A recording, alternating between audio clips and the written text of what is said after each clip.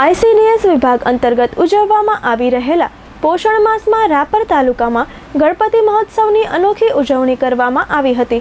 7મા પોષણ માસ 2024ની ઉજવણી રૂપે ગણેશ ચતુર્થીના પાવન દિવસે રાપર શહેરના આંગણવાડી કાર્યકર બહેનો દ્વારા પોષણ ગણપતિ બનાવીને પોષણ માસની રેલી સાથે ગણપતિ મહોત્સવની ઉજવણી કરવામાં આવી હતી।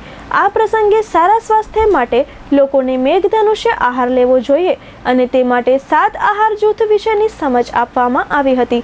આઈસીડીએસ અંતર્ગત વિવિધ યોજનાના લાભાર્થી બહેનો તેમજ આંગણવાડી કાર્યકરો દ્વારા પોષણ ગણપતિ સરળ સ્થાનિક રીતે મળતા ધાન્ય, શાકભાજી, ફળ, કઠોળ, તેલીબિયાંથી બનાવવામાં આવ્યા હતા। ગણપતિને ચડાવેલ લાડુમાં આંગણવાડીમાં આપવામાં આવતા THR take home ration, millets તેમજ દૂધ અને દૂધની બનાવટનો ઉપયોગ કરવામાં આવ્યો હતો। આ ઉજવણીમાં બહોળી સંખ્યામાં લાભાર્થી અને નાગરિકો જોડાયા હતા।